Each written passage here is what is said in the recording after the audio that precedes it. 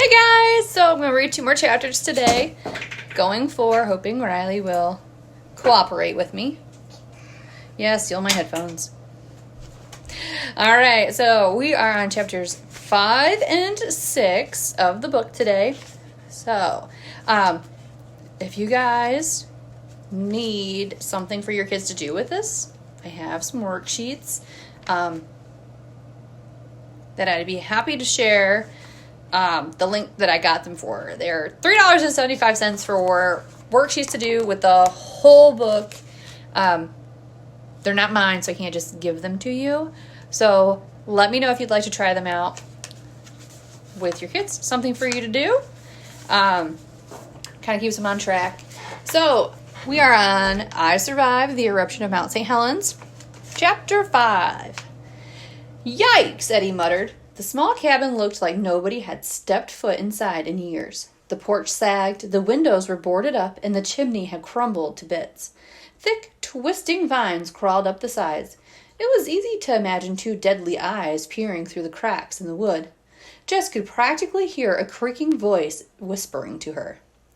"Give me your bones."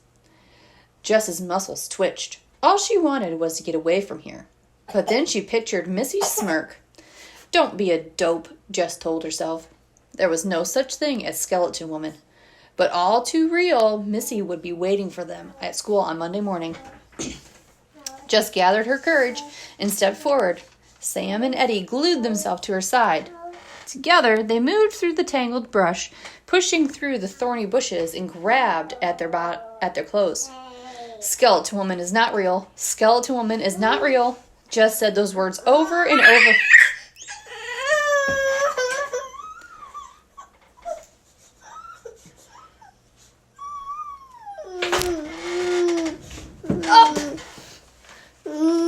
This is mom life, right? You guys can all relate. Jess said those words over and over to herself, but just to be safe, she scanned the ground for traps. She remembered that detail from the old legend, how Skeleton Woman dug big pits in the ground to trap her victims. The holes were as deep as graves. She'd cover the pits with branches and leaves and wait for helpless victims to tumble to their doom. Skeleton Woman is not real. Skeleton Woman is not real. Sam reached for the door first and gave it a little push. Creak! The door swung open. Jess braced herself for a hideous scream. The 2 rusty-clawed hands to reach out and pull her into the darkness. But wait! It didn't look so scary. A buttery ray of sunlight beamed through a crack in the roof. There was a battered table and chair and some cardboard boxes of junk. A paintbrush and a can splattered with red paint sat on a shelf. There were no baskets of bones, no cauldrons of bubbling witch's brew. It was just an abandoned hunting shack, like hundreds of others that dotted the forest around here. They all stepped inside and looked around. "So hurry up and take the picture," Eddie said. "Okay," Jess said, shrugging off her backpack. She opened it up and took the big black camera out of its plastic bag. The sight of it sent a little jab through her heart. It reminded her so much of Dad. She put her pack on the floor and lifted the camera, aiming it at the room. But then a strange noise filled the room. Rrrr. The hairs on the back of Jess's neck stood up straight. What was that? Her whole body started to shake. Her teeth rattled, but it wasn't her fear that was making her shake. The whole cabin was vibrating. The walls trembled and the floor rolled up and down under their feet. Jess staggered and fell to her knees. Dad's camera slipped from her hands and flew across the floor. What was happening? Mommy. Thank you. Skeleton Woman is not real. Skeleton Woman is not real. But if it wasn't Skeleton Woman, who or what was it? It's the curse, Sam screamed. All right, let's see. Gotta move myself a little bit. The sun's coming in. Chapter 6.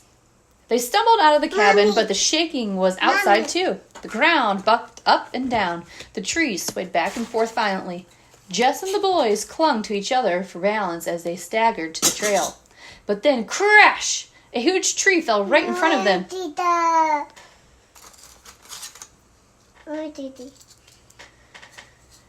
They turned to escape in the other direction, but crash! A massive limb hit the ground just feet from where they stood. They had to get out of there. Wait! My dad's camera! Jess shouted. What do you want?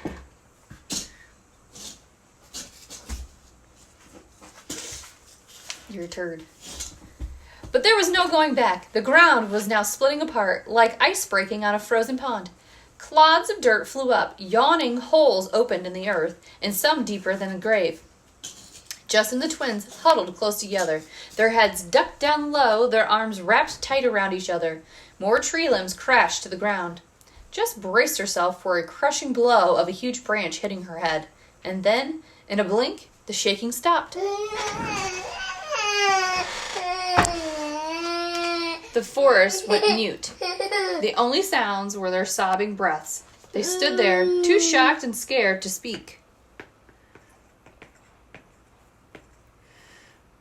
2 seconds, guys.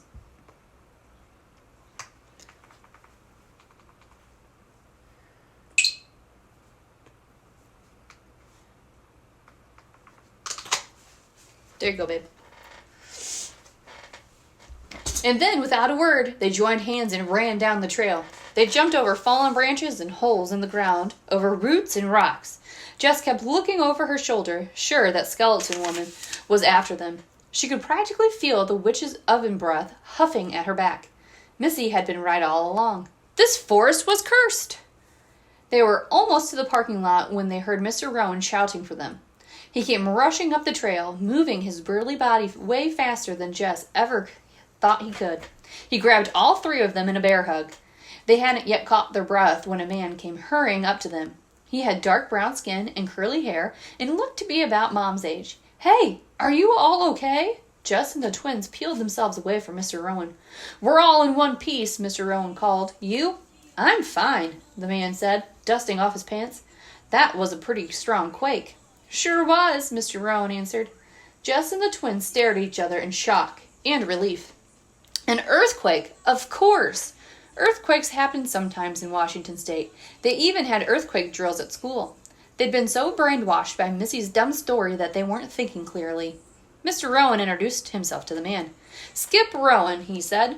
Tim Morales, the man said, shaking Mr. Rowan's hand and smiling warmly at the twins and Jess. Do you have a cabin here, Tim? Mr. Rowan asked. Actually, I'm here for work, he said, reaching into his shirt pocket and digging out a business card, which he handed to Mr. Rowan. Dr. Timothy Morales, Mr. Rowan read. Department of Seismology, University of Washington. You study earthquakes? Well, you came to the right place today. Dr. Morales nodded. Actually, we've detected at least 50 mild earthquakes in the area, all in this past week. They're coming from directly under St. Helens. At first, we weren't sure what these earthquakes meant, but now we're certain they're warning signs. Warning of what? Mr. Rowan asked.